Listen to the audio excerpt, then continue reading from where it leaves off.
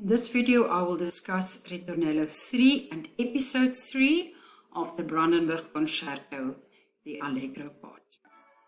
Now, this is the work that we discussed in class, and the Ritornello starts part 209 and it goes up to 234. So you will see that slightly shorter than the Ritornello 1, because like Ritornello 2, just the opening and the closing material of Ritornello is used, and this is now in C major. I've written there C major.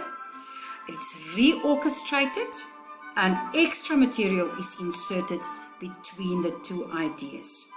The ripieno violins and violas have a long dominant pedal, and the solo violin has triple stopping in bars 205 to 216. So I know the meaning of the word triple stopping. I play 3 notes simultaneously. So there I see the ripieno violins and the violas with a long dominant note that starts here in bar 211. And I've written there what's different between this and the previous one. It's reorchestrated and I've got extra material. And there on top you will see the triple stopping played by the solo violinist. Here I see the dominant pedal carries on. I still have triple stopping combined with double stopping there. And you see there from there I've got double stopping. And by playing the 2 notes at once, the solo violin can play both the recorded parts from bars 3 to 6 in parallel 6. So we're going to look at those 3 or 4 bars just now. But from there, because it plays 2 notes at the same time, I can have the material from bars 3 to 6. So that can be a question. Okay? And from 2 to 5 here, you will see that the texture builds up. Okay. Here, before that, I only have something on the first of the bar.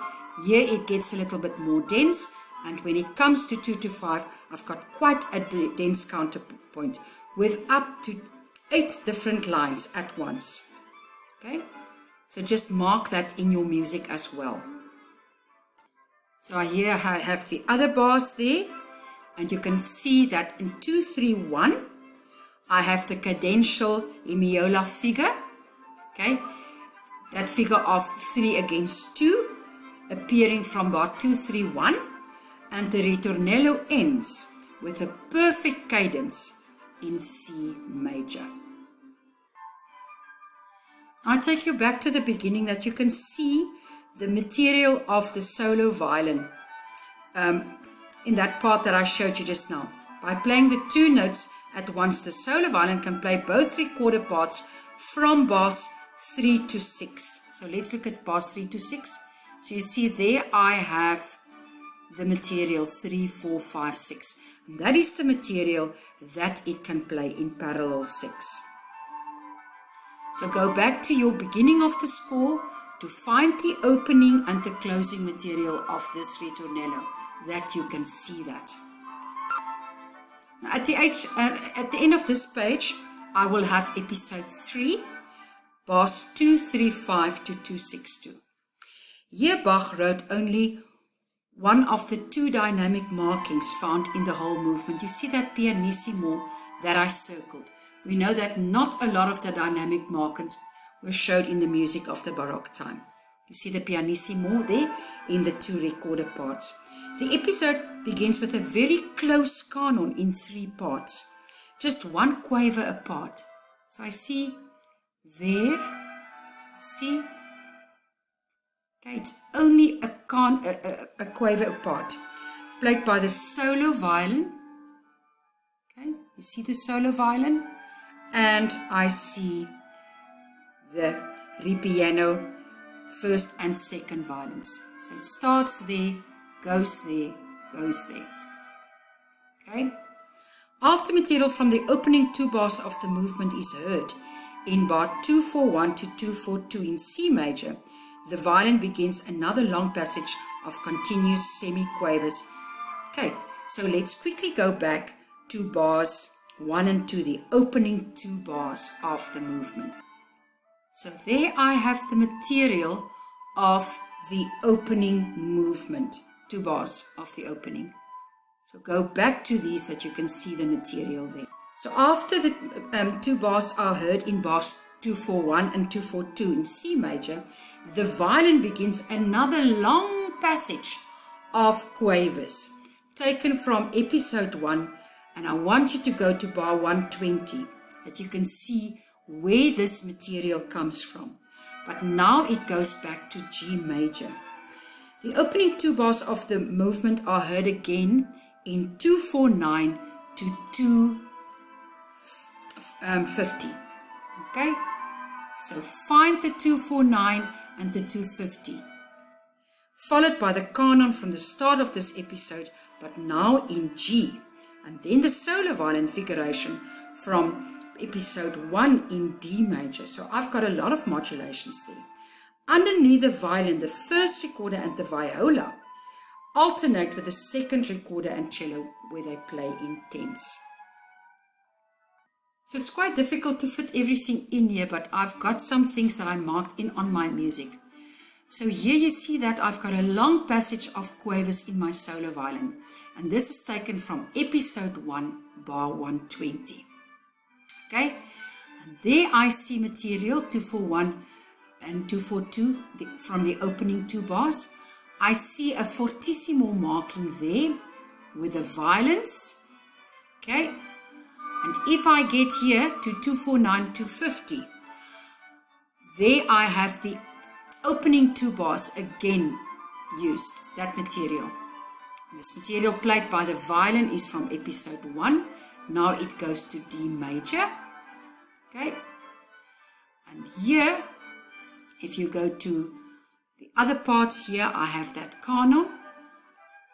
Okay, a quaver apart, and it's now in G major. Okay,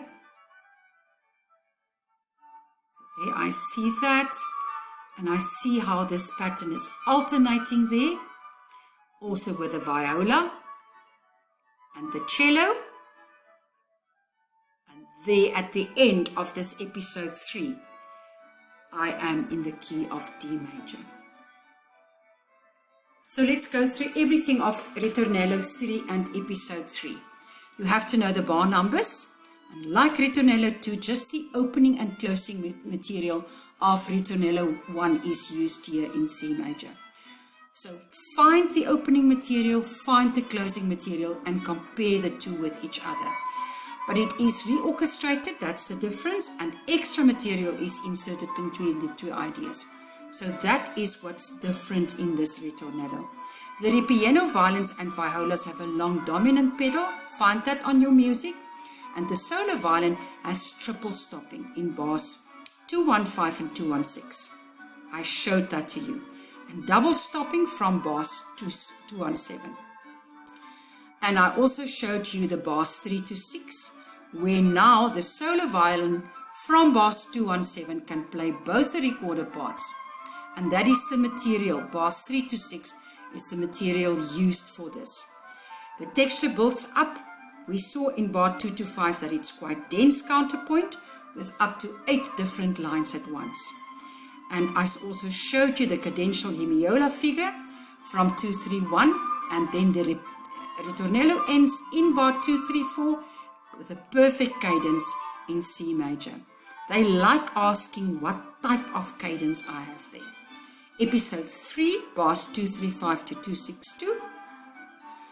Look out for both those dynamic markings that I find. Okay, and mark that on your music. The episode begins with a very close canon in 3 parts. Just 1 quaver part, we saw that. The solo violin and also the ripieno violins. After material from the opening 2 bars of the movement is heard, in 241 and 242, in C major, the violin begins another long passage of continuous semiquavers taken from episode 1. Go to bar 120 and look at the material there. But now it's transposed to G major.